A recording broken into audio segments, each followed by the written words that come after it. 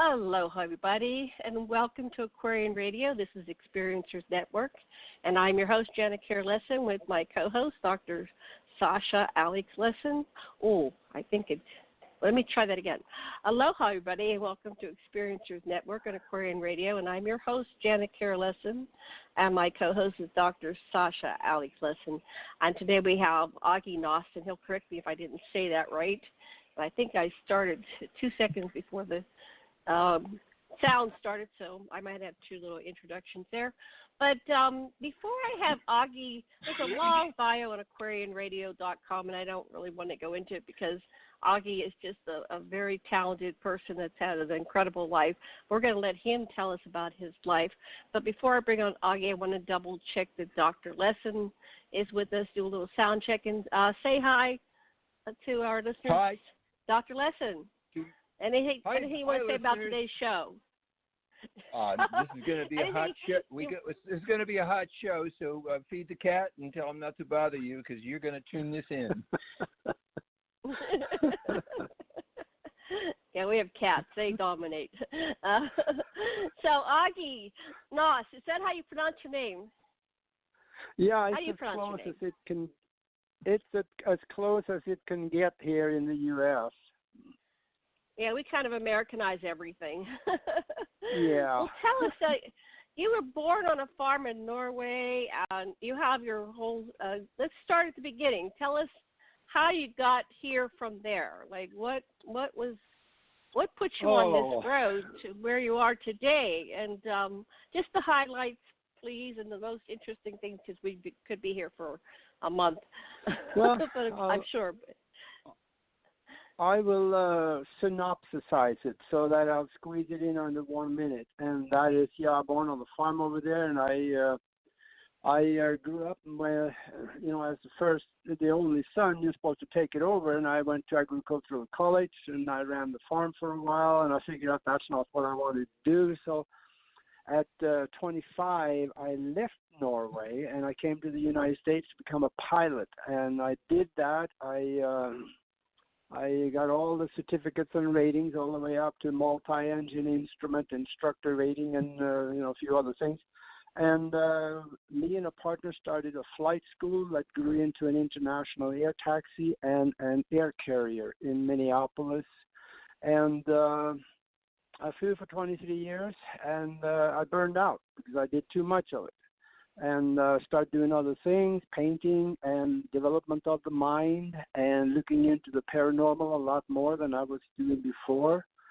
And it got me I lived in Omaha for quite a while, and I had one incredible experience back there. I lost everything I owned, so I figured I'd start out over again. I wouldn't want to be in a place where I had to shovel light and variable in the wintertime. So I moved to Tucson, Arizona, where we just read about snow. We never see any of it. And I got down here, and 3 months afterwards, I ended up with a radio show. And 4 months afterwards, I ended up with my first TV show. And I think about 6 months in, I hosted and produced another TV show. I had 2 of them. And in 2000, I got talked into getting on the ballot and run for Congress. And, things progress, and they just go places. And I ended up with a radio station there. And it, I don't know, I think my minute is up, so that'll probably do it. Well, what got you interested in the paranormal? Because you're doing a traditional life, farm, airline pilot, and all of a sudden paranormal. Was there something that happened that sparked you? Tell us about that, please. I think that part of it started all the way back in Europe when I was 10 years old, because I built myself maybe I was 12, probably more like 12. And I built a UFO detector that actually worked, and the bell went off 3 times that I know of. And my mom told me that it went off quite a few other times, but I wasn't home. And I grabbed the binoculars and went outside, and 2 of the times I saw something in the sky that really should not be there. And that's probably where I started to get the real interest about what's going on here that they're not telling us. because these what is a airplanes, UFO detector? Pray tell. How do you? I'm going to go create a UFO. What do you do to detect UFOs? How did you know to even begin to? Yeah, tell us about that. Oh, yes, that's amazing.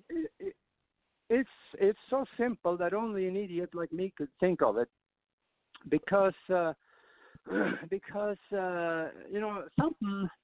I figured that anything that has an reversal of gravity or actually anti-gravity function to it flowing through the gravity field of Earth, it would have to create ripples in the gravity field so that it would turn a compass needle.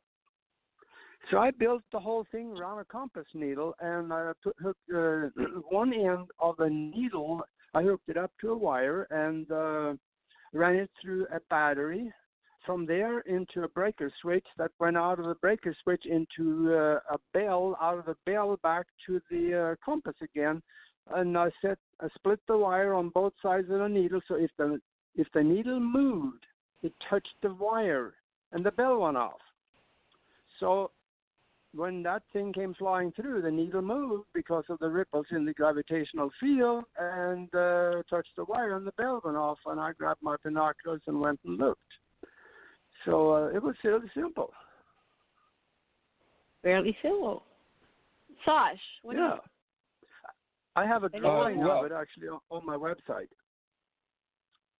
And so this was accompanied by the phenomenon coming from above. You were able to establish where, right? No, it couldn't. It could be anywhere. It would be outside, but yeah. So okay. I didn't. There was no direction finder on it. There was something that I had to run outside and look, and I look in all directions until I saw something. Oh, got it. Yeah. Did you ever run out and look without the bell?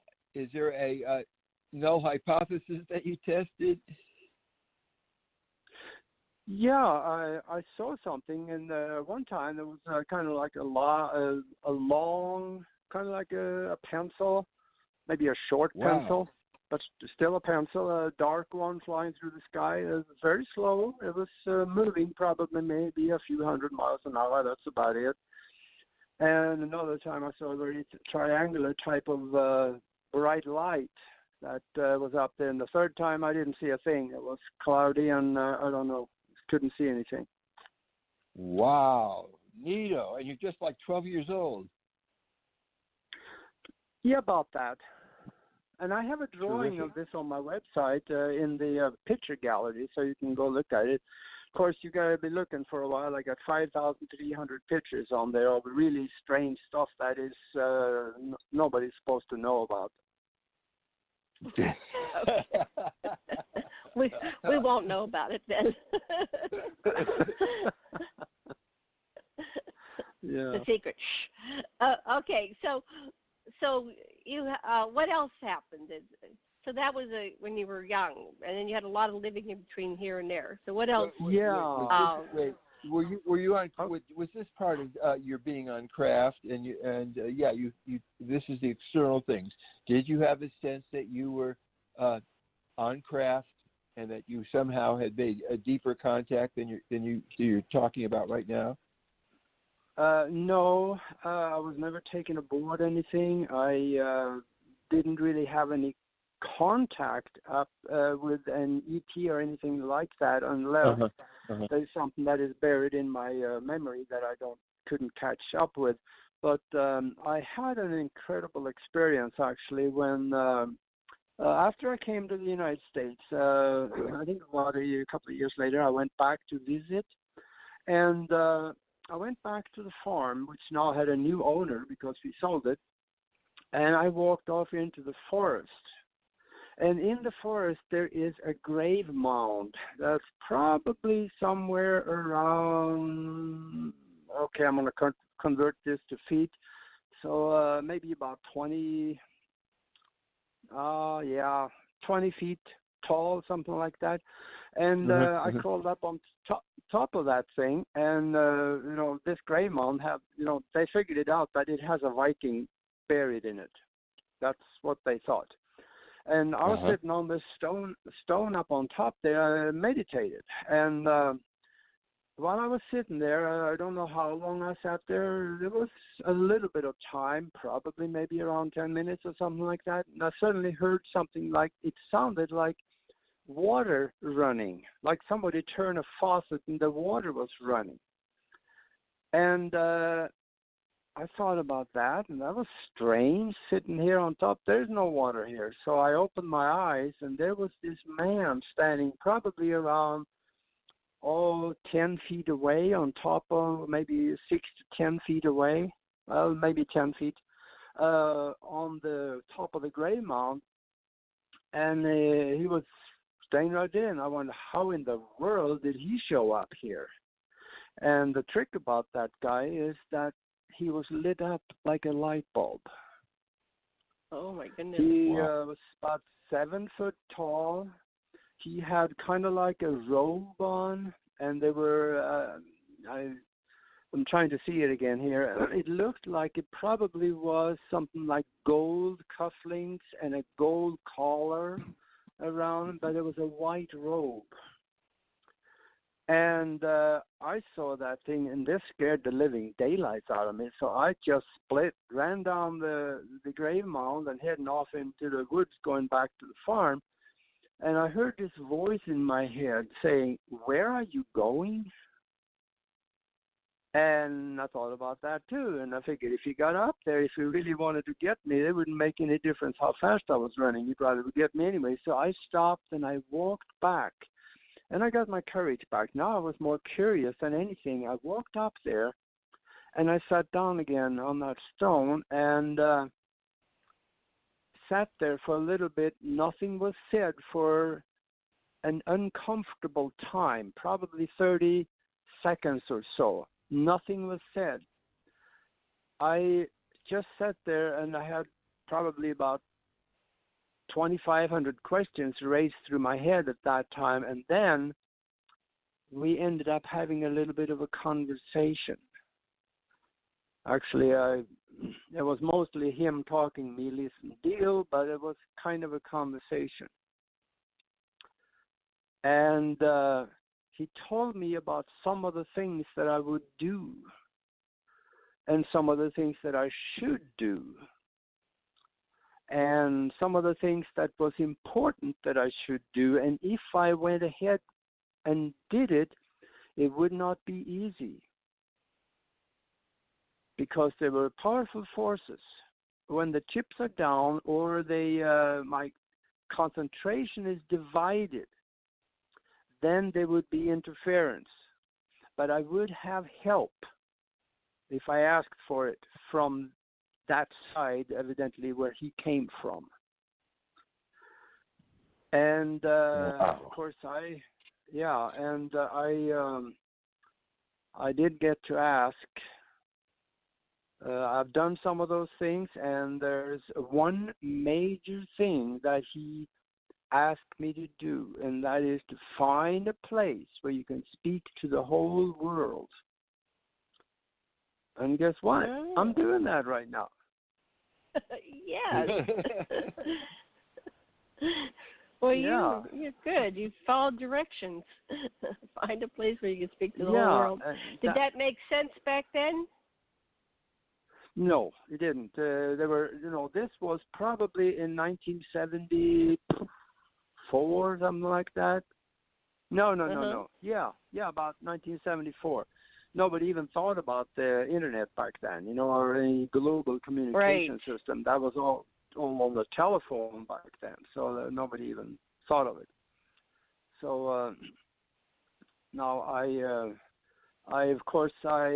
this made a tremendous impact on it. And when I got back, well, I had a family and I had to make money to eat and stuff like that. This is that bad habit that we have, and I went back to work.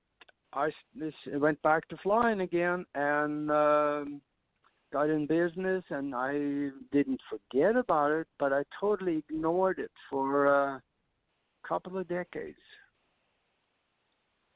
And then I realized that what I had experienced back then was probably a little more important than what I had been doing for the last couple of decades, flying through, freezing mud and thunderstorms and taking people in different places. And it was great. It was fun. But I wondered what purpose it had. So I was starting to think about why am I here? Why did that guy show up and tell me to do something different than what I'm doing right now? There's got to be something to this. So I started looking at it again, and I did make the contact. The contact came back. And I've been having some guidance on that from time to time. And it actually is getting in the direction now where I need to be to get something accomplished that I was told to do. Does this being have a name that you call him? Yeah, I asked for the name, and he told me we do not use names.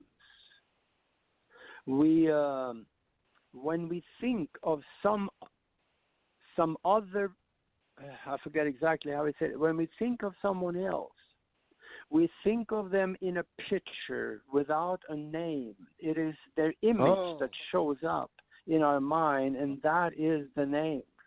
But if you absolutely need one, he said, if you absolutely need a name, call me Lowell, L-O-U-L. Oh, that's where you get L-O-U-L. Okay. Yes, so I've been doing that. Cool. That's awesome. So their thoughts. I had a similar experience when I encountered that level of being, and of course she showed up feminine. She says, "Call me Joy." If you need to give me a name, just call me Joy. So I laughed because I got what she was meaning, that they don't have names.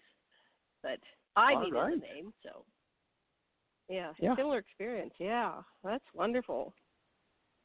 See, now you're talking about your mission.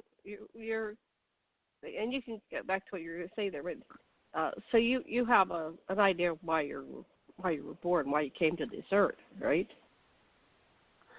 Evidently, I agreed to do some things before I came, which at that time I had not remembered. Later, I have gone back and I was able to remember some of this. Some of it I did through self-hypnosis, and I have been able to have a look behind the curtain. So I know some of the things that I came to do, and some of it I screwed up royally so far. So I'm back on track, I hope. But that's what we do as humans. We fall down and we get back up again. Yeah, perhaps the screw-ups are all part of the learning that has been scripted for you in a larger plan. They're your challenges that are there as part of a larger learning. You're exactly right, because I came here for experiences also, not just for a mission. And some of those experiences had the falling on my face in it that I agreed to do. And I know that in one particular incident that ended up actually hurting a lot of people. And that was one of the things that I agreed to do, because other people also had agreed to do that. So that's one of those things in a physical existence. There is a mishmash of energies from all these different thought forms that we appear to see like people. They all tie into a big picture where they interact, and they have commonalities in their mission and their experiences that they agreed to come here with and execute. So some of the things that we do that we can say, oh boy, did I screw that one up, but we came here intending to have it screwed up so our higher consciousness got the experience. Because we got to remember that our spiritual consciousness or consciousness, if you want to call it, has no physical body. So it cannot have physical experiences. So in order for that consciousness, non-physical consciousness, to have physical experiences, it needs us as its feet and hands and eyes in order to see and experience in the physical reality. And sometimes we really create stuff that is very harmful and it's terrible for us to go through in the physical. But when it comes to the consciousness outside of the physical, it's not horrible. It is just another experience that it wanted to have, and by us doing it is the only way it could have it. Mm-hmm. Does that make any sense? Mm-hmm. Makes a lot of sense to me. In psychology, the things that bug you about the apparent other are merely the parts within you, are resonating the parts within you haven't come to peace with. And so your challenge is to feel that inside, and that allows you to go into an empathetic space with the person or situation with which you feel challenged, so that every challenge shows you what you're identified with and what you're rejecting, and it gives you a chance to reach out for the needs of whatever part you're rejecting. Mm-hmm. Yep, absolutely. And the more we seek, and of course that best way to do that is to do a little bit of meditation, because that's usually the gate to higher consciousness. And the more we seek, the more we're going to find, the more we're going to discover. And when we get to the point where we are able to see what is in that soup of creation outside of the physical, we are going to get really surprised to find out what we're going to do, or what we came here with agreement to do. We know what we have done, so we don't really need to look much at that. But in that super creation outside of the physical, there is no time as we know it. So past, present, and future is just sitting there. We can attach the present and the future because there is no distance between the future and the present. So we can attach it both and have a look at it. Mm-hmm. And that's why now it takes a little practice to be able to go out there and do that. And I've been able to do some of it. But also remember, as you progress in your physical reality, we would probably call it here, we also change what is in that soup because of how we think and how we conduct ourselves here. So there's new things put in it. So we need to stay up on what is there if we're going to go back and have a look every so often. Mm-hmm. Mm-hmm. Some people call that the Akashic Records. And that's okay. Yeah, it frees you of temporality. You can see as everything is simultaneous and systematic. Yeah. Instantaneous. They say Carolyn Corian talked about the singularity within each being and each molecule, and that of all the universes all connect instantaneously. There is no separation. Yeah, that's the hard one to wrap our heads around. But maybe we should talk a little bit about that. There is a science behind it. And there is a way, by explaining a little bit of this science, I can do that so that we can actually have an easier way to understand. Because if we just hear something, a concept, without understanding how the concept works, we are back to the same principles as organized religion. And that's no good. Great. We have to understand why and how. And let's just look at that for a little bit, because there is ample evidence that there is actually a matrix. We are a computer program, a self-aware, mind-created computer program. There is this. Are you Dr. talking about us James, individually, or the quantum reality, or both? everything, including us.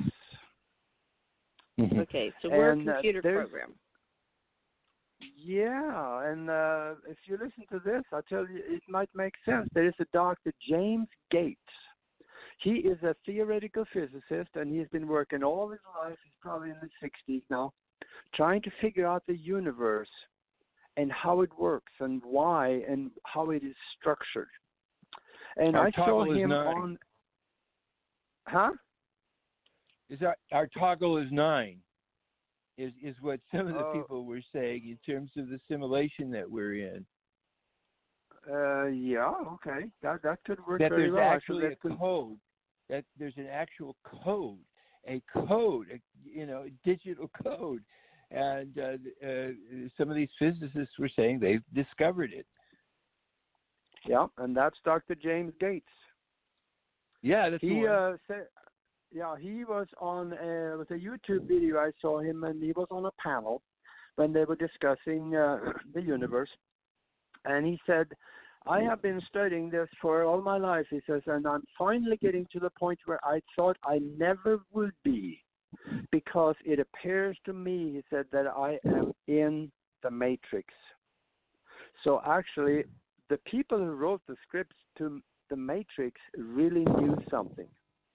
He discovered a form of computer code embedded in the equations of supersymmetry that describes fundamental particles like atoms, electrons, protons, neutrons, and omegons, and all the way down to nothing.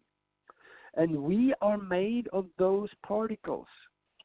So if there are a computer code in the fabric of space, why is it so hard to believe? Because DNA has computer code in it, and all organic material has DNA.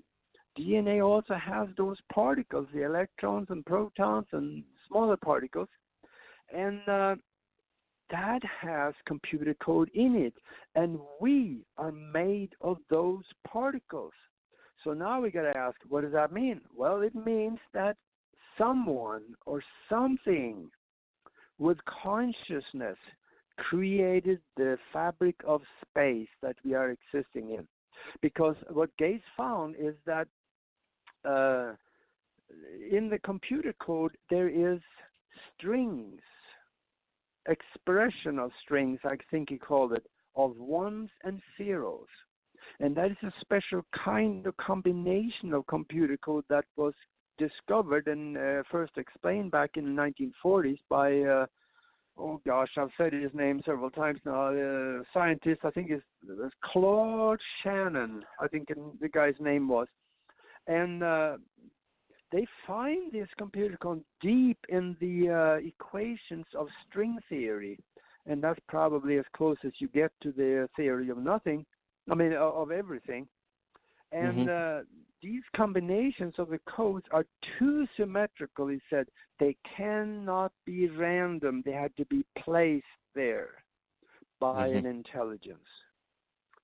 So now, if we look at that, it is obviously we live in some form of program, created program. That one is hard to swallow, but I believe he is exactly right. From what I have seen, there is a system behind all of what we see that can, if you look at the particles, smaller and smaller and smaller particles until they get so small that they phase in and out of physical existence.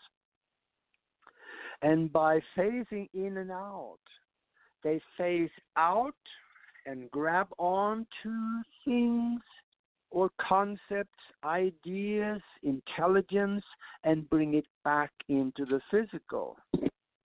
And this is done through particles of thought. Actually, mind-directed, intended particle of thought. So if you look at that, a particle of thought is actually, when it comes down to, it's a non-physical particle that is, science will discover this one day, it is looking like a little donut. And the center of the donut has a mini black hole in it. That is the gate from one physical reality to another reality, not necessarily physical. So that is our gate coming in and out of the particle of thought that acts as a wave, just like light. But that is the gate that gets us out of the physical and back into the physical with information and resources or whatever we bring back. This I was shown in a download that I had about 5 years ago, where the universe was downloaded to me into my mind, and basically in full concept and detail and with full understanding. And it took about less than 10 seconds. I had the whole thing flash before me, and it kind of looked like it was a pool. And it was flying by, and you could see inventions, concepts, people, things, incidents, all the way back to the creation of this universe. And it was there for less than 10 seconds, and then it sat there, and it faded out slowly. And after it was gone, I still had the full memory of it. It was just sitting there in my mind, and it was hard to understand because I was thinking of so many things at the same time. And it started fading back and back. And when I came to out of that meditation, I had this happening, and I asked myself, gosh, I can't talk about this. They'd think I'm nuts. What am I going to do with it? So I grabbed a pad and a pencil, and I started writing. And I wrote for 3 days, plus or minus things that I had to do. And a lot of that, actually, I wrote about in my book, Spiritual Science, Higher Conscious Thinking, and How to Access the Universal Consciousness. There's a lot of stuff in there. That's not just that. There's also my own research that is poured into it. So there's a lot of good stuff in there that people may want to look at. What do you think was going on that you were kind of like chosen, selected to receive these downloads when most people go through life and they're just in this little limited awareness of the continuum and existence? Most people, you're right, most people go through life and they just get up in the morning, go to work, have lunch, and then they work for another 4 or 6 hours, and then they go home, have dinner, and watch TV and fall asleep. Yeah, because they don't think about anything else. I don't think I was chosen. I chose it. So you're a reflective personality that's able to... I wanted it. What do you think of it? I had been thinking, I wanted it. I wanted understanding of the universe. I wanted understanding of why people and why things happen the way it does here on this ball of mud called Earth that we think we're living on. I wanted it, and that's probably why it happened. Who did the program itself, or was there a programmer? Boy, you're getting hard to hear over there. You're kind of fading out a little bit.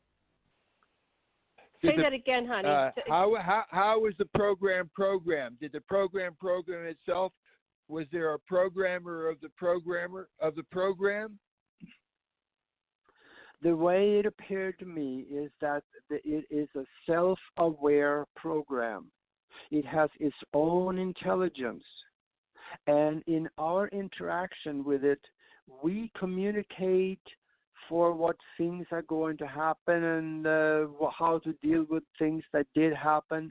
And our little existence, our little minute distance of the big picture partially predetermined because of agreements that we made before we created the body to get into it and walk around here for however many years we are here.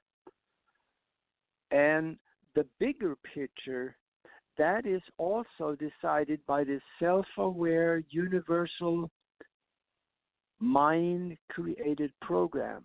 Because I said mind-created program for that too, because this program also creates, or the mind behind it all here, it creates the program. Okay, so that wait, this must mean that we created it as well as it created us.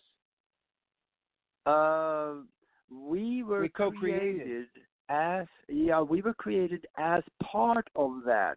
There is no separation between us and that program or that intelligence. But we have just a little bit of an individualized spark of light that is giving a temporary blackout of memory so we can have undisturbed experiences. And then when the time comes when that car we're walking around is wearing out, our body, then we quit driving, we die, and we go back to the consciousness again. But we still, even in the lower astral world and the spiritual world, we maintain some of that individualized spark of life, only now we have a better memory, so we know some of the things that we came here to do. But we are still having that in the lower spiritual worlds. The illusion still exists. The illusion of life that we have here. Okay, and so let me understand what one other kind of thing is that implicit in this model is hierarchy, that some levels of consciousness are more inclusive or comprehensive or coherent than others, or are they all equally? I would, from my perspective, they're all equally part of a system, and the hierarchy is just a convenient way of talking about it. Absolutely. You're using the word hierarchy, and that's kind of really what it is. It's just that it's just different levels of vibration that kind of is interpreted by us as a hierarchy. We have more advanced and more knowledgeable and more experienced spiritual entities that appears to us as being superior to us.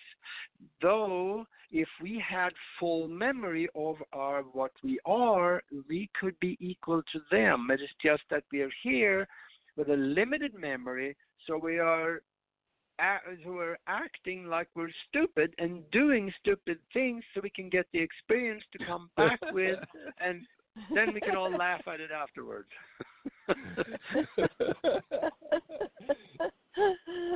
We're so stupid. Okay. How many people are still out there with us? Raise your hands. Yeah, that was great. I may catch some flack on that stupidity, but that's all right. No, I think it was great. Go ahead, honey. Well, it's just really interesting. In existentials, we distinguish between ignorance and evil. And ignorance means that as soon as you get into a broadening concept, it's dispelled. It's easy to conquer ignorance with knowledge. But when you choose deliberately to stifle your own and other people's consciousness, you're doing yourself a disservice, and it's distressing. And then you're going to have to keep being reborn and lots of times and keep working on it. Yep. Yeah, the thing is that everybody should meditate a little bit. And I know you guys wanted to talk about some other things, and I know I have strayed off really bad here. So if you can bring me back on track, that's fine with me. I think it's great. We just traveled. We traveled a far distance. Okay, so let me get back to my notes. Hold on. Let me go back. Okay, so we're going to talk about some more 3D, more earthly type things. Why, Aage, why do prayers mostly go unanswered? Why prayers go most without? Yeah, one of your topics you gave me to discuss is why prayers mostly go unanswered. Because people pray because they're trained to pray, and some people say, well, prayers get answered all the time. You know, my dad should have died, my dog should have died, and so. But you're saying most prayers go unanswered, and then I heard somewhere someone said, well, don't ask it, Pamby. Demand it. Say, I demand. You know, so I'm interested in your perspective on this. Take it away. Well, yeah. I don't know, demand something from the universe. That's a new one to me. I'm not so sure how that would come out. We probably would look a little big-headed then if we did that, and arrogance is probably not dealt with very friendly on the other side. So I wouldn't do that. But I think what Janet means is to say, peace, hear me, hear how important it is. Feel it from my heart. Peace, peace, peace, peace. That's what she means. Something like that. Yeah. Anyway, I don't remember the logic of it was one of our guests, and they said, you know, most times prayers don't go answered because people are kind of mamby-pamby about it, and they're not really like putting their full. Well, I think a lot of people I'm interested in your on perspective. board. I think a lot of people are on board when we say that not all prayers are answered, and you know what? That's can be a good thing. I am sure glad that I didn't get everything that I prayed for. Man, oh man, if I had gotten everything I prayed for, I would have been a farmer back in Europe now. And what brought me here to the U.S., I had a girlfriend back there, and I wanted her really bad, and she dumped me. She went and married a fisherman instead, and I said, well, you know, okay then, I'm leaving. And that's what brought me to the U.S. I bet she's listening to this show. I'm sorry about that. But, okay, I hope you had a happy life. Yeah, there you go. Well, she did, actually. I think it was pretty good. But the thing is that when we talk about prayer, what is it? Well, first of all, it is an attempt at manifestation. But the church, they don't tell you how to do it. They tell you what to say, but not how to do it. When you think about a prayer, where does the prayer go? It goes out of the physical into a higher vibratory existence, call it spiritual if you like, or anything out there that is outside of the physical that you can imagine, where the answer would be to what you're asking for. See, we've never been taught how to do it. And the church won't tell you. Even if they knew how to pray, they wouldn't tell you because they'd be losing power. If you got everything you prayed for, what in the world would you need the church for?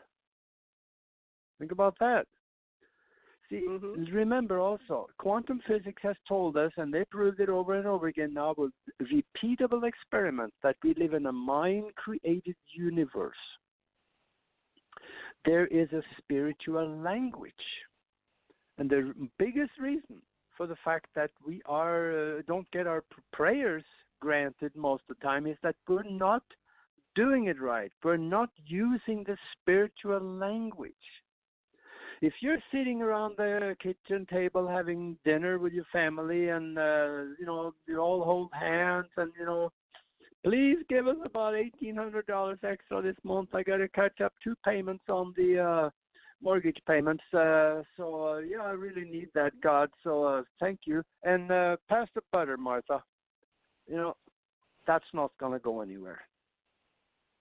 Because that is not the spiritual language. See, their spiritual language is totally different. It is not one of words. And the thing about it is that there is quite a bit of evidence that prayer can work if it is done right. And the spiritual language is one of emotion, gratitude for having it, what you're asking for, already, even though you don't physically Feel it in your presence, feeling like it has it, like you have it. And gratitude, love, and intention. And then once you have wrapped that around with wonderful, colorful images of what you want, that is the spiritual language. And when you wrap what you want in that language and send it out there and tie it in to a time-coded event, and then you go do everything you can to help make it happen. Forget the calendar. 31st of November, that is absolutely worthless to the universe. But it doesn't understand time that way. But a time-coded event like a New Year's party, a birthday party, like, say, a New Year's party when you're all standing around toasting the fact that you got a brand new car sitting in the garage. That the universe understands, and it can work on that with you. And there is actually also, there's a book out there. I wrote this book down, so I was going to make sure I read it off right to you. Yeah, the book is called Healing Words and Prayer is Good Medicine.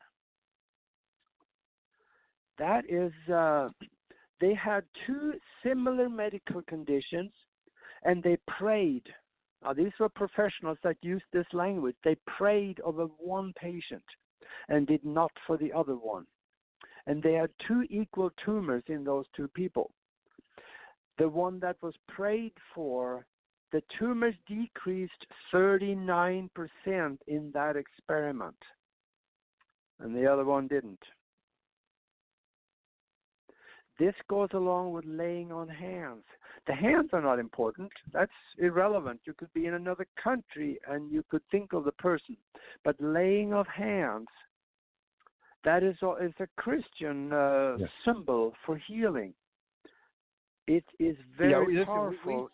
We actually saw it. Greg Braden showed us a film where these people were chanting and this person's inoperable tumor, dissolved before the camera in real time. Yeah. And so I've seen that video. There were about 4 Qigong masters that were standing around the bed, and they were chanting, "It is done, it is done, it is done, it is done," in a matter of 3 minutes. That you could see it on the screen. The tumor shrunk down to nothing. Yeah. Now that is powerful. Yeah. So, and we can do the same thing. And you got to remember also, when we do this, it doesn't matter what language we are in, because this spiritual language has no words attached to it. It's not German or English or Chinese or anything like that. So when you send that prayer or the visualized image of what you want out there, then you expect it to be done. You don't go back afterwards and say, "Well, please God, I hope it's not too much of trouble here, but I really could use that new car." That's not the way to do it. You assume it is done. Listen, I had this guy. He was unconscious. He was all hooked up, and his nurse was saying he's dying. His heart's going too fast. And so I talked to this guy who's in this coma. I said, "Slow down your blood, take deeper breaths," and whatever was happening, I just started talking to this guy in a coma, and he did whatever I said, and we saved his life. Wow, that is phenomenal. So I tell you, the listeners out there, listen to this. This is the kind of stuff that actually you can do. Yeah, I'm pointing at you. Everybody can do this. And well, I said earlier that nobody taught us how to pray. Well, the only one that I have found, and I must have read thousands of books, and the only one I have found that actually taught how to pray is Moses. I think it was in the 9th book of Moses. He explains how to do it and get results every time. You probably know that there is about 12 books that is credited to Moses. You know, he didn't write them, but they wrote them, you know, from things that he's supposed to have said. And I have 10 of them. And the other 2 is the only copies that is known of is at the Vatican Library, and they won't let you read it. So I wonder why, you know. But when you look at what Moses says, first of all, there is 7 principles, and I'm going to read them off really fast here. I wrote them down too, so make sure I didn't forget one. Do not flaunt or express your prayers among people who mock you. Makes sense. And it says, go in your chamber. They didn't mean going into the closet, close the door. No, they meant going within in your mind. Then it says, know what you want. If you don't know what you want, how can the universe know? Then it says, see it in your heart. And we got to remember, back then, the word for heart and mind was the same word. And then it said, speak it aloud with emotion so the tears flow. And then it says, know it is yours. In other words, when you're done, it is done. It's just a matter for linear time to catch up with it. And the last one, he said, leave it to God. Let it go. It's considered done. You just wait for it to happen now. Right. See, we set up barriers in our mind because we think, most people's mind, they're running 90 miles an hour. And remember, I'm a pilot, so my mind was running 475 miles an hour. So, it's really cluttered up there. So, no, we got to slow down. Go in meditation and slow the mind down and ask for things to happen. And that makes the huge difference for the effectiveness of prayer. Prayer is based on universal law. So don't change the rules. And it's not a getting thing. It is a giving thing. When you pray for something, don't pray for just yourself. Pray for other people. There should be at least 3 people. If you're in a family, then you do it together. And I know you wanted to talk about the mastermind, so I will cover more on that in that. Yeah. But first of all, actually, there is, when you follow these guidelines in prayer, things start happening.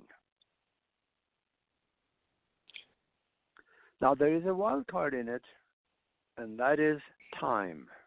Because we are in a physical reality or existence, sorry about that, here, and we have this thing called time. So unless that what you ask for, attach it to a time-coded event like a Christmas party. If you just ask for it, let's say that, I want something to happen, and don't say when, you could be waiting a long time. Oh.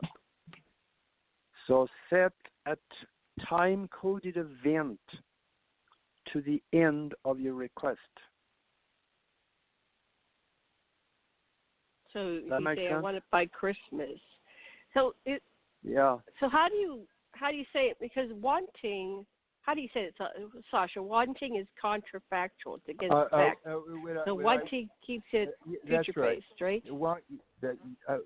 Yeah, basically, it's very different than intentionality, which is wanting what you've got and being happy with what you've got with your full self, and that allows you to be happy with the next moment. And if things get and it's a whole different strategy than wanting something to be different than it is, and so it's really hard for it to be different than it is until you fully appreciate how it is.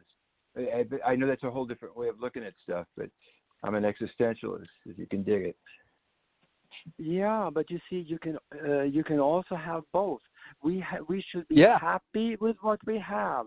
We should have gratitude for what we have, but also know that if we have more, we can also share with others. Others will enjoy it with us, and we can help other people. We can expand on what we have. So that's we lovely. would still, be more. There would be more gratitude from not just us, but other people also by expanding our surroundings and what we have. Absolutely. It's the more people that whose concern you feel in your heart, the better everything gets. And so that you can look at life as a series of expanding your consciousness to include more and more of what you think as other, and it's really part of you. Yeah. Absolutely. And in my book here about spiritual science, higher conscious thinking, and how to access the universal consciousness, I go into a lot of details on both prayers and how to redesign your future and place what you want in. You capsulize it into a very complex and individualized picture of what you want. Place that in the future at that time-coded event and go back and forth to it every day, visit it, put more details into it, put more emotion, colorful images into it, love into it, and intention. And then you go and do whatever you can in order to help that happen. So I go into details on how this can be done. And I tell you, I get emails about every week from people saying that, yes, I've done this and it works. So this is universal law. So we shouldn't disregard it just because we don't understand it fully. And in that book, I teach people how to use their mind in ways that they normally would think would be impossible. Wow.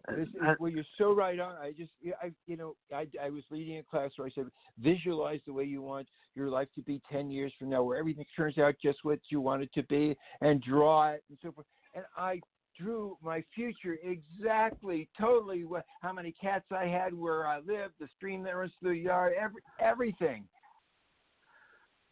Absolutely. Just like you said, yeah.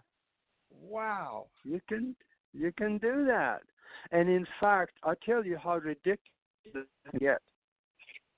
Let's say that you're about 62 years old right now. I'm what 79. if you wanted? Yeah. What if you wanted to be 35? That Find would be a picture of yourself.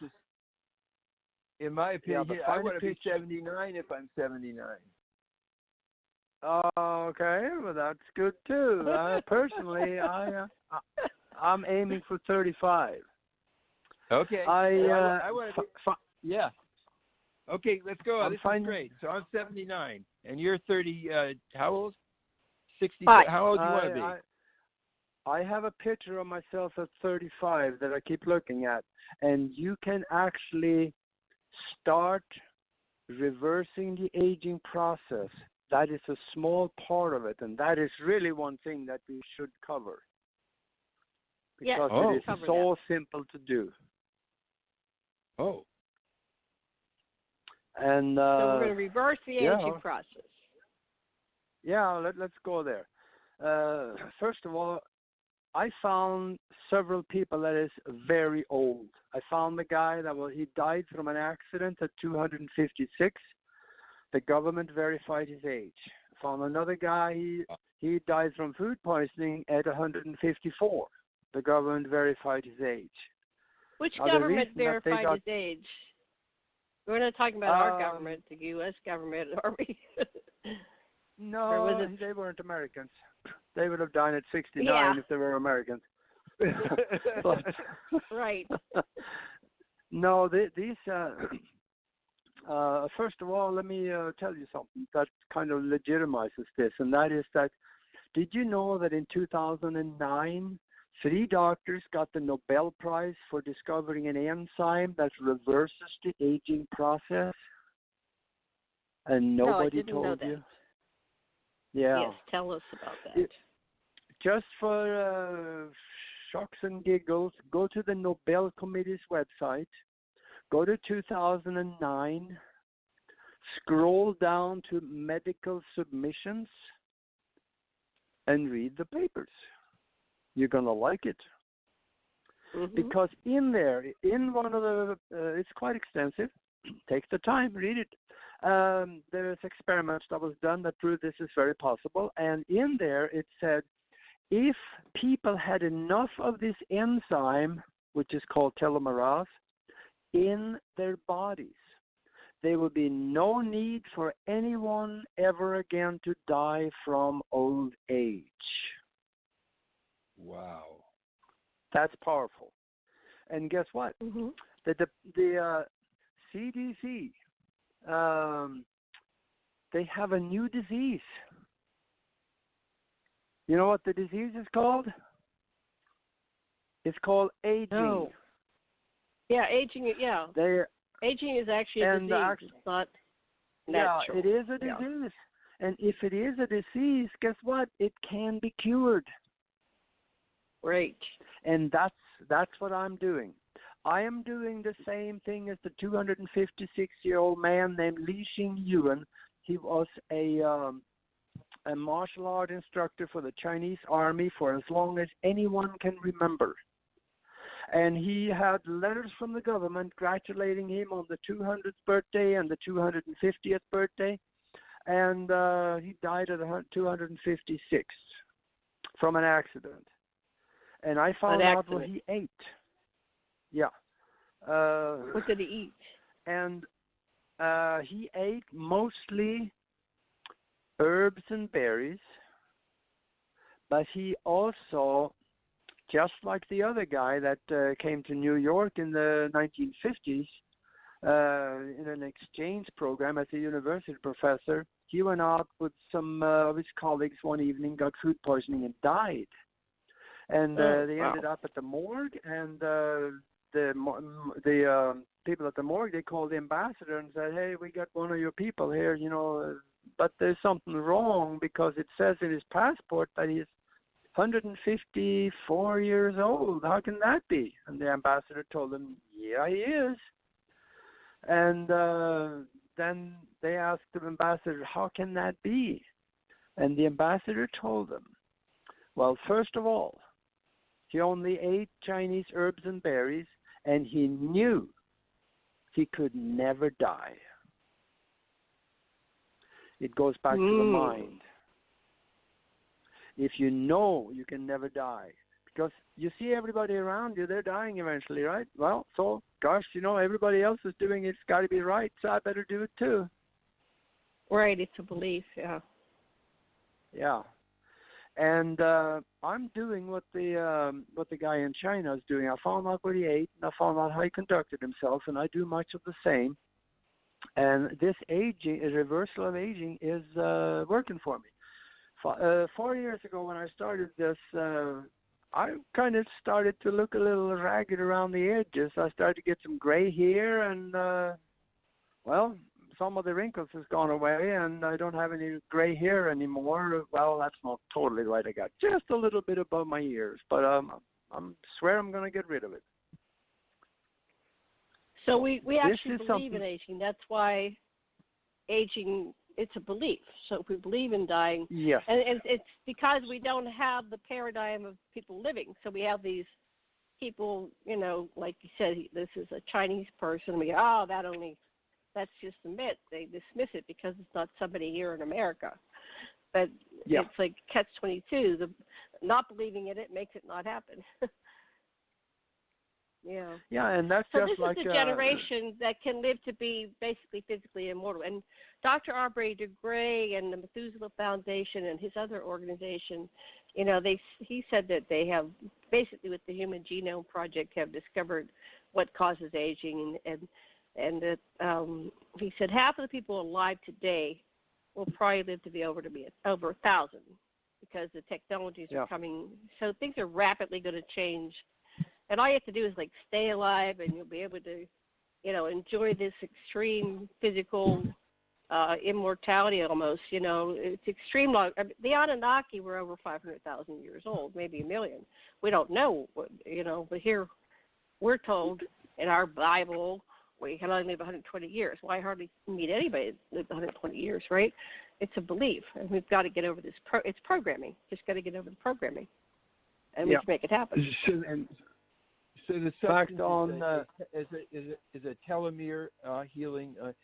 Is that where it's targeting healing the telomeres? Yeah, let's talk about that a little bit, because science has found out why we age and what to do about it. And in my book about spiritual science, again here, I explain what I do, and I explain why things happen the way it is, and what people can do to actually do this. And everybody can do this. It's so simple. I didn't say it was easy, but it's simple. In supplements, I'm probably spending about, $40 a month or something like that, and that'll do it. But science know why we age, and that is because of the shortening of the telomeres at the end of the chromosome every time that a cell divides. So when a cell divided enough times, so the telomeres get so short that they can no longer hold the end of the chromosome together.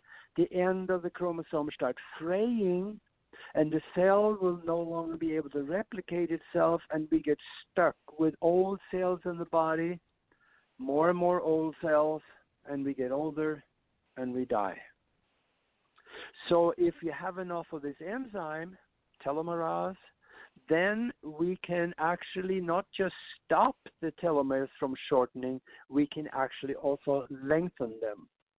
And we do that with the supplements that I outlined, and also with epigenetics, because our environment, we have to think young. We have to look at ourselves as being young. We have to hang around young people, get some good jokes, and laughs is good.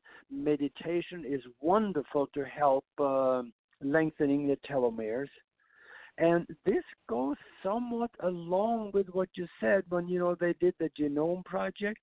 They found also what creates aging, and they said there's biggest three reasons is, first of all, a nutritional deficiency, because the body is a self-correcting machine. If you give it what it needs to replenish itself, it will do that. But we don't. We run to the fast food joint and eat. We don't have any nutrition in that food. It's just fillers and minerals. Maybe not even minerals. And the second one is there's a genetic disorder. And that goes back to the fact that the pituitary that creates a chemical that allows for the telomeres to shorten. When the pituitary is, as we age, the pituitary starts shrinking. It doesn't create enough of this enzyme that helps to create the telomerase, and we get older. This is something that can be genetically changed by epigenetics. And gene therapy will do it also. That just haven't really started doing that before lately here about now. But the biggest reason they found, and this, some people are not going to like this at all, they said that most people are inflicted with a mental illness. That mental illness. And what's the mental illness? Religion. What is the... Oh, yeah, okay. We'll talk about that. Religion and the fact that everybody see everybody dying, so everybody's doing it. It's got to be right. I'm going to die too. That's a mental illness. In all religions, they're telling you that you're going to get old and you're going to die and you're going to go to heaven or places. Maybe not the place downstairs in the basement. We don't want to talk about that one. The one next to the furnace. So we the mental illness of religion. But when you get older, you get sick and you start hurting everywhere. When you think back on religion, say, well, when you die, then you don't have any pains anymore. And that dying part of the way you think starts sounding pretty good. You get rid of your pains and you go to heaven and things are good. So you get drawn to it.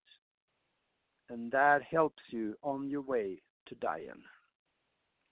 Right. That's the mental illness. So one of the things that Dr. Aubrey de Grey was talking about, people will argue, well, there's not enough room for all these people. So we have to start looking, if we're going to have people that live basically forever, how do we conduct ourselves as a society when we live forever? What do we do about everything? Food, reproduction. Yeah, it's a whole new ball. And that's one of the reasons why we die. Is like, well, we're going to make room for the next generation or whatever. But we have to start thinking, what do we do if we live forever? How will we treat the world and ourselves and each other? Yeah. Yeah, but think of it. Well, the reason that nobody's told you about this, that you can imagine what would happen to Social Security and pension programs if people quit dying, right? we can't have that. But that's no reason to kill us all. That's no reason to kill us all.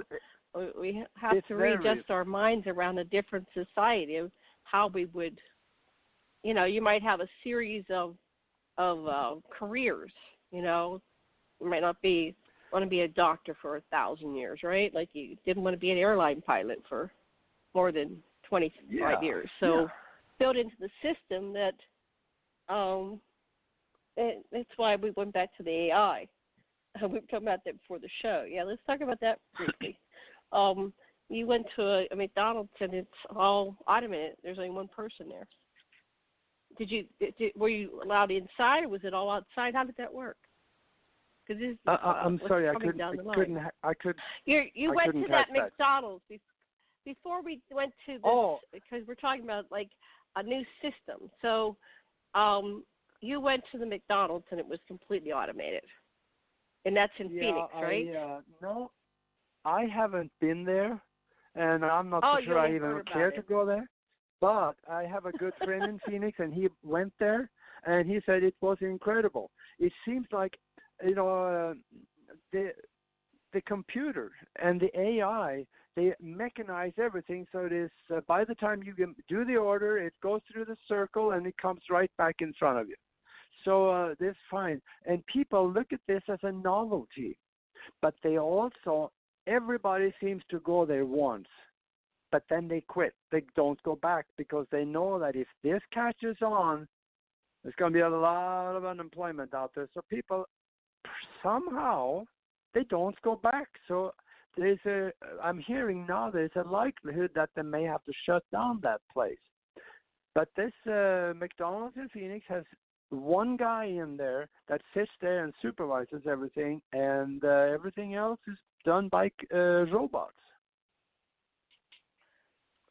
Right, but part of the reason why we die is because we're bored.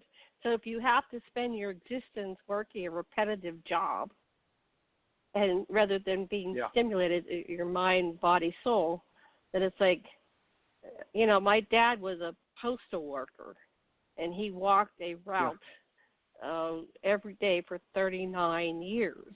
And that would drive me crazy doing the same thing for 39 years. But he was programmed to believe that a good man gets a job and provides for his family and does his job no matter if he likes it or not. So we spend our lives doing things we really, may not like. And that's part of why we die, because we're bored, we're trying to escape something that's not working for us or just is dysfunctional, like a dysfunctional relationship. We don't know how to fix it. So anyway, looking at this is a fascinating topic about how we can live longer. So what were those two, these were Chinese people. What was their lives? What was their life like? How did they live? What did they do? What kept them engaged in the life process? They had occupations. Well, you may not know. One of them was, they had occupations. One of them was a martial art instructor for the Chinese army for well over 100 years, and the other one was a university professor. So, you just do things, and you do things you like and love to do. And when it comes to repetitive work, that can be enjoyable too.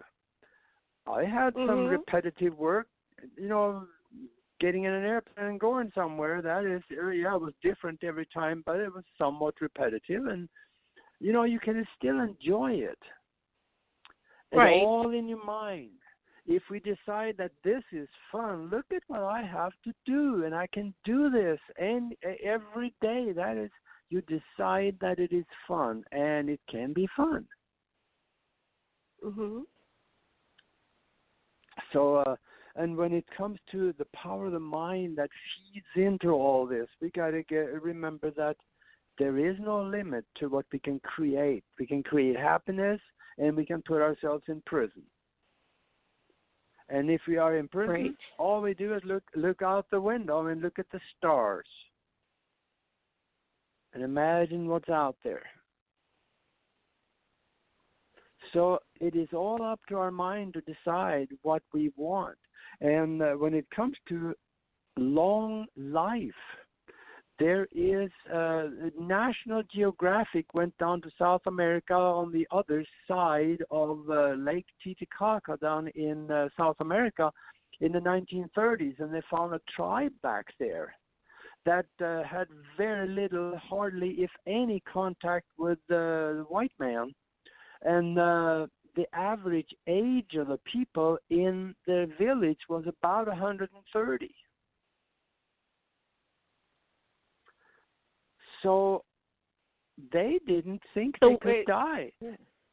And every time one of them died, it was usually from an accident, got eaten by a wild animal or something, and they were very surprised when somebody died because they weren't supposed to. So it helped them to stay alive just by knowing that they were here forever, unless the jaguars ate them. Somebody ate them, yeah. Yeah. Sasha, what are your thoughts on this? You still want to be a 79? But 79 is just years. Absolutely. It's not like Sasha's very young. Sash rides his bike on the way to the gym, on the way to, he's Peter Pan. He exercises. He's not paying attention to the years. Yeah. He's like living this it. Is the People best, go, how do you do it? This is the best year I've ever had. I feel great. It's a matter of really feeling appreciation for every precious day that you get, and being here now. Everything takes care of itself if you can just do that, and your love will just go out because you're so happy and full of love for yourself and life, and it's all good. Absolutely. If everybody thought like you, it would have a lot happier country too. For myself, I'm 73 and I have more energy than anybody I know. And I've never been sick in my life except for some really well-deserved hangovers in my misspent youth. But otherwise, I know there's nothing wrong with me. I don't accept disease. When everybody else in the house get a cold, I don't accept it and I don't get it. And then again, I have some methods like to stay healthy all the time. And this is actually worth saying that my martial art instructor, master from decades ago, he told me if you do this one thing, you will never be sick in your life. And I'm going to tell you what it is. So simple, and it's free. And that is that he said, sit down and take 20 deep breaths. Then when you get to 20, you're going to be a little dizzy. Probably a lot dizzy. And then stop. Wait until the dizziness starts going away, and then you take 10 more breaths, and you breathe so you stay slightly dizzy for 3 to 5 minutes. Do this every day, he said, and you will never be sick, because that coincides with the fact that in 1931, Dr. Warburg got the Nobel Prize for the cure for cancer and just about every other disease out there, because he discovered that no bacteria or virus can live in a heavy oxygenated environment, an alkaline and oxygenated environment. So when you breathe that deep, you flood the blood with oxygen. The oxygen snuggles up to bacteria and virus in the blood, and it gets everywhere in the body, and it kills the bacteria and virus in the body, including colds.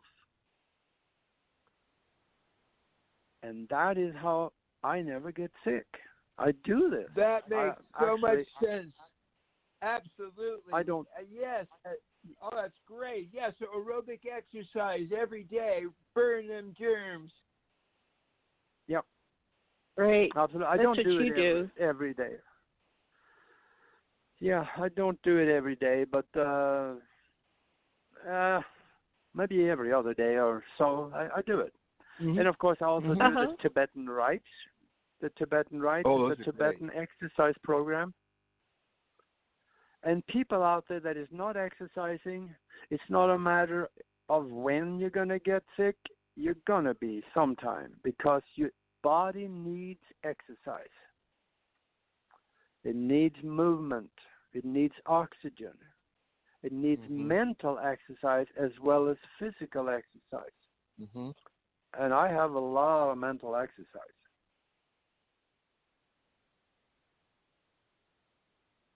Doing this show with you is good mental exercise for me. Yeah. I'm enjoying it. Yes, great. I told you you'd have a good conversation.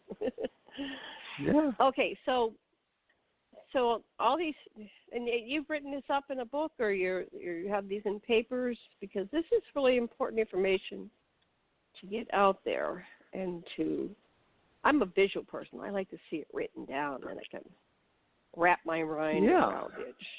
Yeah.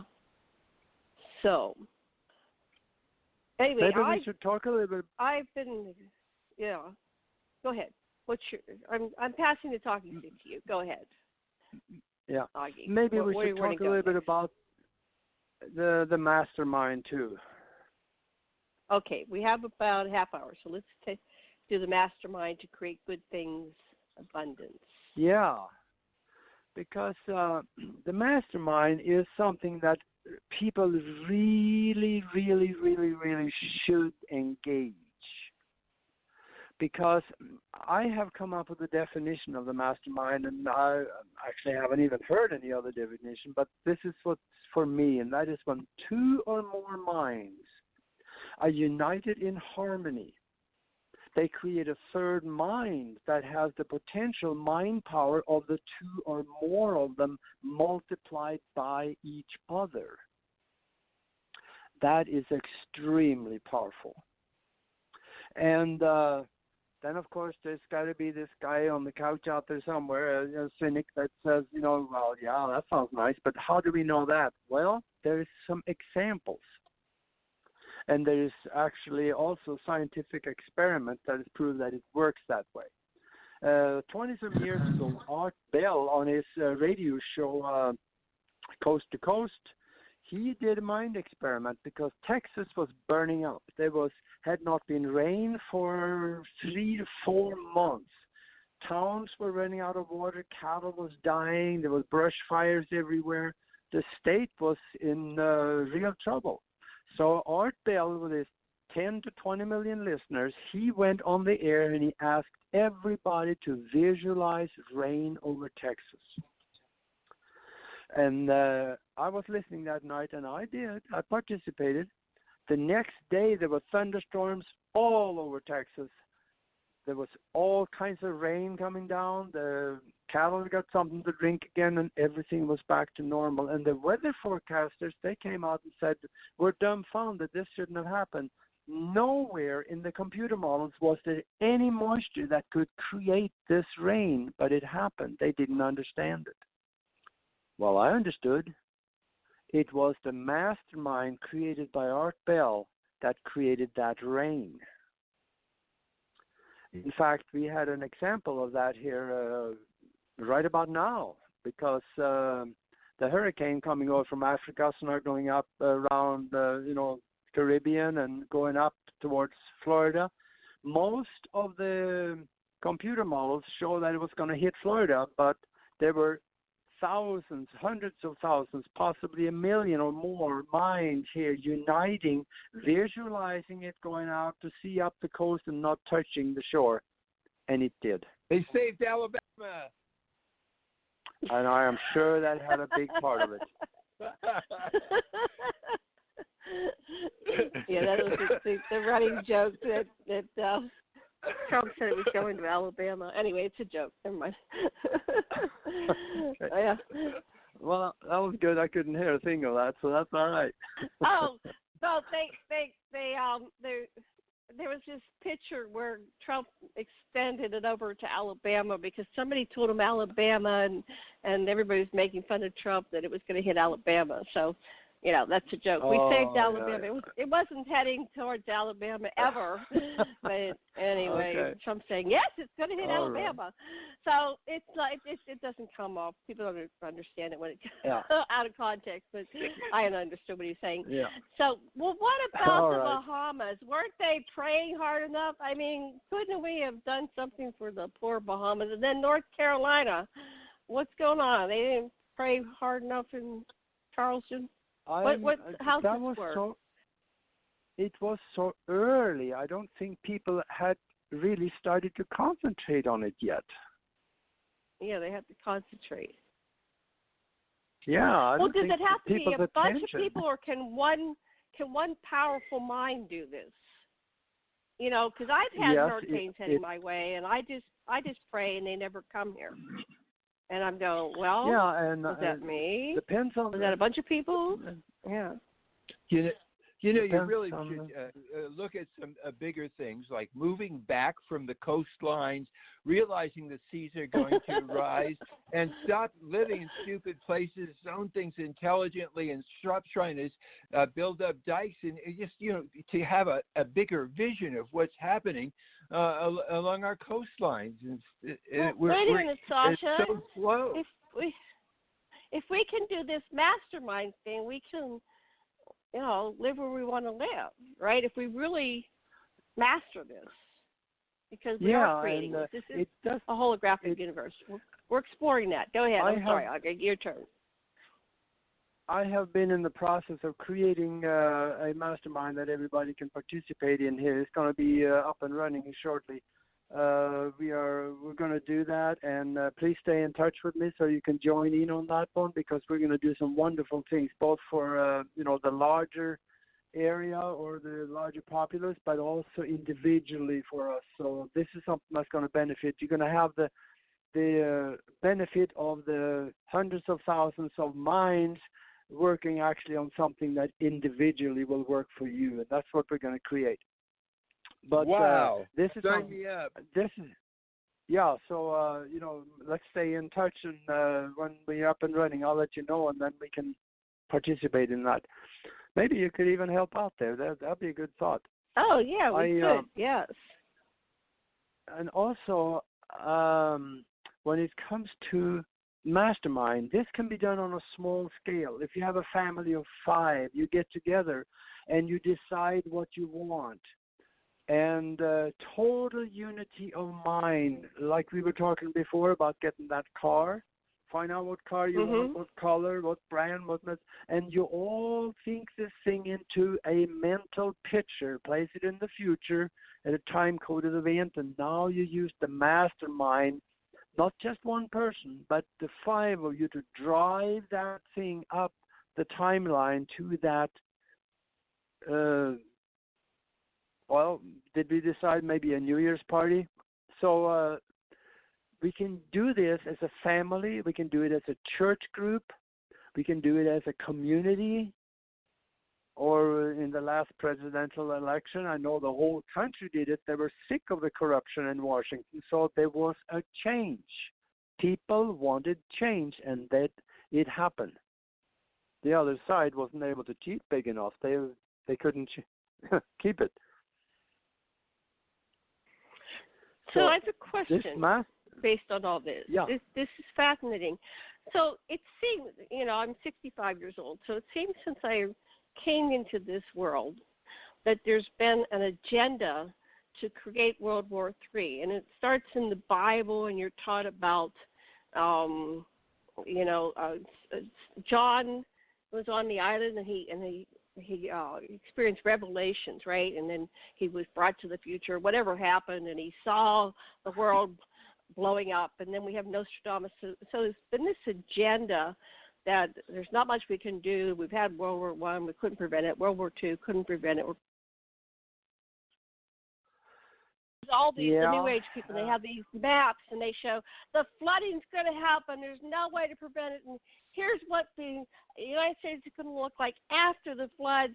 And there's all these agendas to destroy this beautiful planet, and it's been going on for my entire 65 years. And I say, no, let's, we don't have to have rising oceans and all that stuff. Get upon that vision. Because it is the parasitic psychopaths that is running governments. Right. And we allow them to do it. But they're putting this program out there, and we're all going, like you said, religion. Oh, yeah, we're going to die, and it'll be somewhere between now and 100, and a couple of us will make it over 100, but we're all going to die. And so I'm the challenge. Yeah. You could say that the challenge has gotten so desperate that we have real charismatic people like Alexandra Ocasio-Cortez that are just saying this. We hear the earth. The earth is communicating to us right now. We can respond now. Yeah, well, there I know. are people now talking about it, and they're doing the town halls on the environment. And you have that young lady Greta that's traveling the world, which she's spending gas traveling, right? But she's just a mouthpiece. Everybody in Texas know that she is a post turtle. You know what that means, What's a right? Post turtle. No, if she you're posts driving a lot. Driving through Texas and you see a turtle sitting on top of a fence post, you know it didn't get there by itself. Well, I've seen too many turtles get. It's a joke. I've seen too many turtles get squashed in the rear view mirror. It's like, oh no. Yeah, I know. That one didn't make it. I tell you, she is just a mouthpiece for the far left, the communistic far left that she is a mouthpiece for. And the media is giving her the total reign of the screen. So she is their golden girl. And, she will probably, someday somebody will pay for her to run for president. God knows that's time to leave probably. But well, anyway, we'll probably be gone by then. Or the planet. So let's get back to it. So the planet is on this, there's an agenda, and I think, and I'm going to go way out there, we were talking about controversial, I think that somebody wants to own this planet that is not human. That's what my logical conclusion is. Because this terraforming that's going on, who can survive in that? Why would anybody want to create that except for someone else that looks at prime real estate Earth and all of its mineral resources, and they want to get in here and take it over. Because humanity, if we follow through for this, will be dead. That's very true. It seems like it's being terraformed for a species that does not need oxygen. It could be nitrogen breathers, that's possibly. But on the other hand, to what we're seeing happen here, in my timeline, it's not going to be bad. I have not designed anything to be bad in my timeline. I'm going to keep it that way because there are many timelines going into the future. There are other timelines next to us, and we have slippage going back and forth once in a while. So you could say that there are other timelines. I bet there's another timeline out there where Hillary won the presidency. God help them. But on the other hand, there's timeline where Kennedy didn't get killed. There's all these timelines, and I've been shown them as a contactee. I've been shown 24 primary timelines, and so I too, operating from that perspective, have created this timeline where the oceans do not rise, and that we clean it up and we return it to a pristine world. So I'm on that timeline. Yeah, there's a lot of timelines going in, and many of them are very similar, and we are in most of them, and we have slightly different conditions, possibly. And, the parallel universes, it's a very real concept.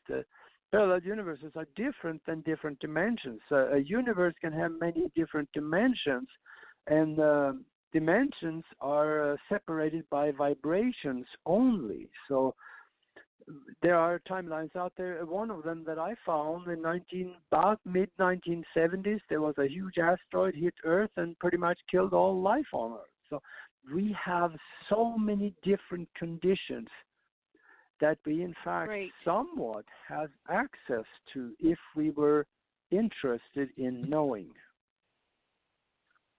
And how many times have you come back from the grocery store, you got 2 grocery bags, 3 or 4 grocery bags full of stuff, and you got your car keys in your hand, you put the car keys down on the island in the kitchen, you go put things away, and you turn around for your car keys, and they're gone. What do you think happened? Those car keys are so bad. No matter who got I know them. it. And then maybe hours later that evening, you go into the kitchen, by golly, there's the car keys. A little different place on the island in the kitchen. Mm-hmm. There, you could have slipped into a different timeline that is so close to the one you left that you will never know the difference. Right. And I know I've done that, and I realize when I come back, or you may not even come back to the one that you left, you come back to something similar, and then you continue in that line. Mm-hmm. If there are not too many differences, then you could actually end up in a different one, and that's where you stay. Some people can access alters in the other dimensions, too. They're not just identified with only one, some of the people we've talked to. Yeah. And there's so many different realities out there. Some of the different timelines, the reality is in it may only have 2 dimensions in it. Or some of them might have more than 4. We are in the 4th dimension, and everybody now is, this is going to be so wonderful when we accelerate into the 5th dimension. Let's talk about that. Ascension to 5D. Do we really want that? Tell us what you mean by that. Well, what is 5D? Explain that to our listeners. What do you mean by ascension to 5D? Some people are out there. What is that? Next time somebody tells you that we are going to ascend into 5D, tell them, what is 5D and where is it? Ask them. You may see them be struggling for the answer because they really don't know. Let's put it this way. 5D, I'm not so sure I want to go and stay in 5D because that's where ghosts are trapped. Right. Now, why are ghosts trapped? What's your thoughts on that? Because they allowed it to happen. Because they don't know any better. They're ignorant how the spiritual hierarchy of existences work. And if you don't know anything, you get out there and you see other disembodied thought forms and spirits out there, and then you say, well, gee, here's where everybody's at. So they just join in, and then they get trapped there. Because after somebody dropped the body here, you have a period of time where you can move on.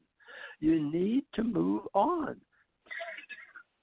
And when it comes to disembodiment here, I've actually seen it happen.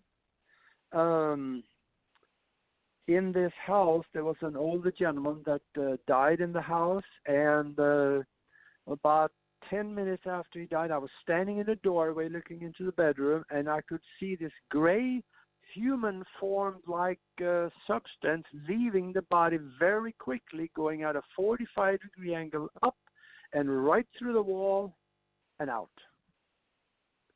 That was the astral vehicle leaving the body. And where does it go? It goes to a vibration higher than us, which is the fifth dimension. That's where the astral world, or the lower astral world, still have time as we know it, because they get trapped there and they don't know how to get out of it. And that's why spiritualists, or people that is able to communicate with disembodied entities, they need to tell them there is a way out. You can think yourself out of it. If you seek out, there is a portal of light. If you ask for it to be shown to you, it will be shown to you. And you go through that. You end up in a tunnel and you end up on the other side where things are nice. But in 5D, I don't want to stay there very long, because that's not where I want to be. Right. And so I know this is same very thing controversial. as astral travel. When you travel astrally, and there's astral travel, there's remote viewing, there's people who die. Are they the same place? Are they different? How are they different? The astral vehicle that can leave the body go on a so-called astral journey. First of all, the astral vehicle have no intelligence of its own. It only operates from memory. And every time it experiences something, which is all the time out there, you experience new things, it has to feed that back through the silvery cord back to the brain, or in the physical. So once it gets out there, it takes a little while to be used to what is there. Depends on, if you go out with a lot of fear in your body, you're going to draw the entities to you that also have fear, and some of that could be scary. If you go out there totally confident, with love in your heart, and want to explore the spiritual world, or go wherever you want to go, then you're going to have a nice experience. If you don't really know what's out there, you can also surround yourself in a bubble of bright white light, and nothing negative can touch you, because it doesn't like that light. So once you get out there, let's say you want to visit somebody at a distance. Let's say about 2,500 miles away. You can do that. You leave the body, and you can head on toward it. It takes actually a little bit of time to get there. Not long, but just a little bit of time. And then if you want to ask the other person something, you can, now you are outside of the physical, where you also can communicate with their outside of the physical. So you can ask, can I visit? It is always good to do that, so you don't drop in on them, and it's courtesy there also.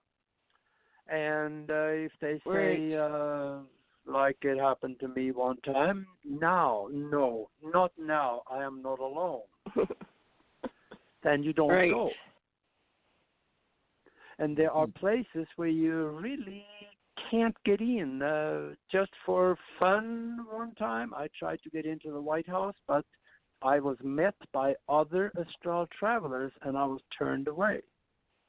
Oh, my goodness. So they have, do you think that the those who are guarding the White House are aware that astral travelers could possibly penetrate? Okay, so what do you think's going on there? Well, you said you were met by...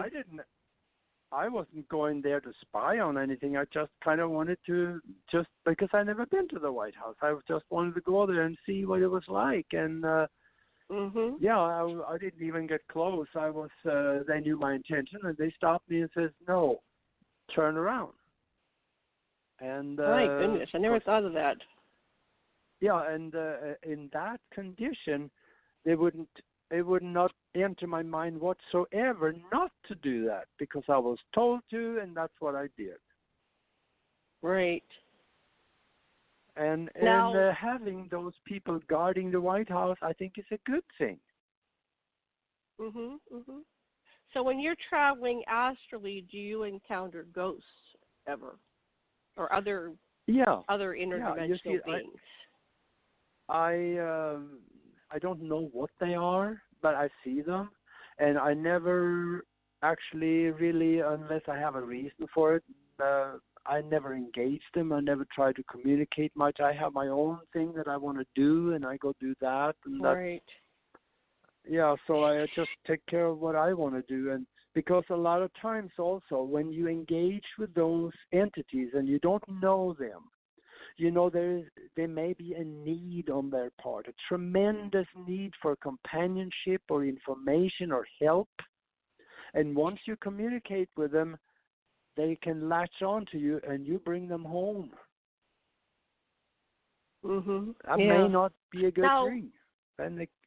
Now, the house I grew up in had a lot of entities. I think some of them might have been extraterrestrials, but many of them were ghosts. But one time, so I was used to sensing something staring at me and waking up and seeing, mainly I think it was like my grandmother who had died right before I was born, but sometimes there was this man and that was just his floating head. But one time when I was startled, it was my cousin who was a year younger than me, and we were children, and I'm going, oh, I didn't know that could happen, that a living person. Now, I don't think she was ever aware that she had actually predicted to me. So do sometimes people just think about you and they might end up sending them their astral self? Because she lived down the street, 5 houses away. Have you ever encountered something like that? People are just thinking of you and they unintentionally project themselves to you? They could, yeah. I think, that could very well happen, especially if you are really good friends and you're close. Mothers and daughters are good at this. Mothers and daughters are usually closer connected than a guy and his son. Another thing, too, that people should remember, the hair is the antenna of the soul. I have long hair. Tell us about that. That helps me because I have better this is what I believe anyway, I have better intuition. It's pretty doggone good intuition because of the long hair compared to a bald guy, at least, I'm sure. Right. It's like our antenna, and that's what that experiment with the Native Americans who they recruited for World War II, when they cut their hair, they were no longer able to track and use their psychic abilities like they did when they had long hair. So, honey, we got to grow your hair long. Although his hair grows so fast, it's like amazing. Yeah. Yeah, I'm going to keep it. So, Sasha, when you had your hair real long when you were a young hippie college professor, or you think you were more psychic and intuitive than now in your shorter hair phase, although it's not bald by any sense. Sasha. No, I'm the same person. I deliberately tried my hair and my beard and my mustache every kind of way just for the fun of it. Okay. Yeah. Yeah. Okay. Well, Well, the mind has something to do with that too. If we think, in I think it was 96 or I think no, it was 97. I used to have with a master psychic. We had a radio show out of Sanford, Florida. We were giving psychic readings on the radio, and the more we did it, the better we got at it, or at least for me anyway. She was good at anyway. But this is something that if you practice it, you can advance faster if you have the long hair. That is what seems to be the norm out there. Your psychic abilities get better, and of course also with meditation, your psychic abilities are better, your intuition is better, you can have better insight, you get more good ideas, more creativity, and definitely much more health benefits from it. Decrease blood pressure, and it helps on just about anything that you have health problems with. wow. Wow. Well, And it keeps I the was, sun off the back of your neck. Yeah, it keeps the sun off your neck. Well, even as a woman, when I was heading towards 40, they kept saying, "When are you going to cut your hair short?" And I said, "Never. But you're going to be an old woman. You should have your hair short and stylish." And it's like, no. So I didn't really understand the logic, but I kept saying, and I've always had long hair. So so you mentioned your radio show. Are you still in radio now? Do you have a current show that you do? Yeah. What's your show about? I got two radio shows going. One of them is Broadcast Team Alpha, and you'll find that on YouTube under that name, and also at broadcastteamalpha.com for the website. And my co-host there is Nori Love, and we're doing it by the two of us now, and we're having a lot of fun with it. And we're interviewing some of the most interesting people on the globe, so we're doing great with that. And then I have another show, and that is Universal Consciousness Show, and that is on YouTube at the same name, Universal Consciousness Show, as well as the website universal-consciousness-show.com. And besides that, I'm interviewed quite a bit from other stations that call me, and like you guys did. So, I do a show pretty much just about every day, or sometimes two of them a day. Right. Yeah, you're really busy. Fulfilling your So mission. somebody, you're still on your mission. Yeah. Go ahead, Sash. What do you want to say? I'm having a lot of fun with it. it. And, that's it. So I want you to again just go through so people can buy your books and give them another plug. Yeah.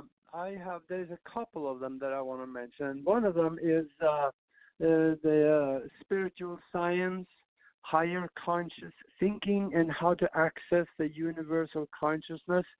That's the one where you can go to Amazon and look at all. If you go to the Amazon, just click through the first pictures, you get to the last page of the book there. Then you can see the back cover of it show all the subject areas which I write about. In fact, even I go as far as talking about how to actually do time travel. The last section in the book is about that and how you can actually do it. And I'm one of the few people that I know of anyway, that have photographic evidence of time travel. And it's on my website on one of them. Let's just see that. Now, is it easier to go in the past or the future? Do you know equally? Is it easy to go both ways, or? Well, I don't really care much about the past because I've already seen that. I'm more concerned with the future, and that's where I like to do my thing. And I would say if you go, if you want to see those two pictures, Yes. go to the web. There's another website. Go to that, and that is called www.aage-nost.com. My first name dash my last name .com. Yeah. And go into the picture gallery. Pictures. And go okay, I'm going to look page. right now. Yeah, go to page 8. Okay. And then scroll down about half. I think it's halfway down the page. There's two kind of greenish pictures next to each other, and they are taken at the same time. One of them has rain on the ground. You can see the light glistening off the ground. And also there's leaves on the trees. And the other one is totally dry with no leaves on the tree. And it's basically at the same time. That's about 1 minute apart. I tried to go back. I took a picture. This is from... oh, God. If you read the text there, that'll explain it more because it'll take a little while to explain this. The text explains it very well. So I ended up in a different timeline at the same time. And then I came back and I was able to keep both pictures. Wow. Okay. Well, I'm not seeing it, but I think I'm in the wrong place. In 2000, and Go ahead. I teach people how to do this because it's not that hard, actually. It takes a little practice. There's not just me doing this. There's other people teaching how to do time travel, too. And in 2003, BBC Television came over to the United States to do a TV documentary on time travel. They interviewed Matthew Kaku and Green and myself. I was demonstrating a little electronic device that I have that I've had some very strange experiences with. And you can probably find that somewhere on the internet. I haven't looked at it for a lot of years. But once you understand timelines, then I can understand why some of the things that I said would happen actually didn't happen, and some things did, but some things didn't happen because I was in a totally different mindset back then, and I was in a different timeline. And I feel sorry for the people that ended up staying in that timeline because I saw a breakdown of the society that happened in that timeline. Probably the same timeline where Hillary won the presidency. That wouldn't surprise me. Yeah. Okay. Well, we're running out of time here. Any final questions for Aage, Sasha, before we play our exit music? No, just that I think that it'd be really fun to do stuff with you, Aage, and I really think that you're exciting, and I like your trip. It's very interesting. We're going to have you back on the 15th of October on the Revolution Radio Network, our show on the 15th, which is Tuesday at 8 p.m. Eastern, is called Stargate to the Cosmos. Yeah, we had talked about that. That's why I wrote it down, so I'm looking at it. So we'll get you to send the topics we didn't get to cover today. We'll go more into the time travel aspect of all this. And I want to remind the listeners I have a webpage up on aquarianradio.com. And I'll make sure I have all the links for your websites on there because that's going to be a permanent record. And I will have this broadcast. We're running out of time. This broadcast will be up about a half hour after the show, so you can send it over to your friends to listen. It's going to remain in the archives. Yeah. Okay, any final words for our listeners, Aage? Yeah, send me a link to it also. And I want to ask the listeners a question. I want them to think about it until the next show when we talk.